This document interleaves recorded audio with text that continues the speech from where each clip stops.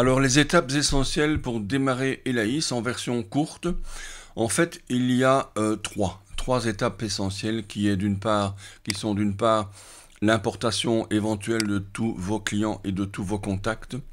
Alors, cette importation peut s'effectuer dans les utilitaires, outils divers, importation et donc dans le groupe contact, où on trouve un template qui vous permettra d'organiser, de structurer un fichier compatible avec l'importation d'Elaïs.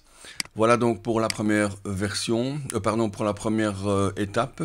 Nous aurons dans les contacts évidemment non seulement les contacts principaux comme une personne physique, un notaire par exemple, ou une société, une personne morale, y compris les personnes, comme on voit ici sur cette fiche, rattachées à cette société, à cette personne morale. Ça, c'est la première étape. Deuxième étape, très importante, c'est toujours dans le groupe contact, dans le module contact, le personnel ou les collaborateurs avec lesquels on veut travailler. Mettre en route et organiser les collaborateurs, ce n'est rien d'autre que d'aller dans la fiche spécifique au profil, donc partenaire, au profil de collaborateur de chaque personne qui aura été introduite bien sûr normalement dans Elaïs. La fiche personnelle comme celle-ci par exemple, qui est donc spécifique à sa qualité et à son profil de collaborateur ou de membre du personnel, doit être réglée. Il y a quelques petites choses à régler.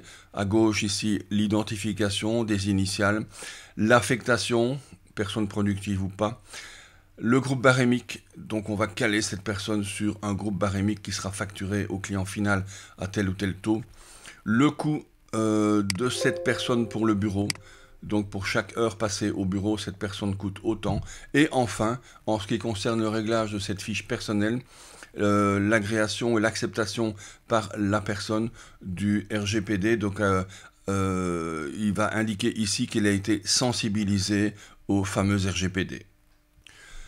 Voilà donc les deux premières étapes. Il en reste une dernière.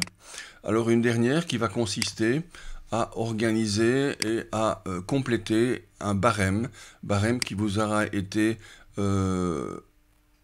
installé automatiquement lors de l'installation d'Elaïs. Pour ce faire, nous aurons donc à organiser un barème d'activité en régie et un barème de frais. Frais 2021, frais d'activité en régie. Il suffira pour chaque barème, mais c'est décrit dans la version longue des étapes essentielles, d'aller régler le taux de facturation de chaque type de prestation, comme ici, chaque type de prestation terrain ou encore chaque type de prestation bureau.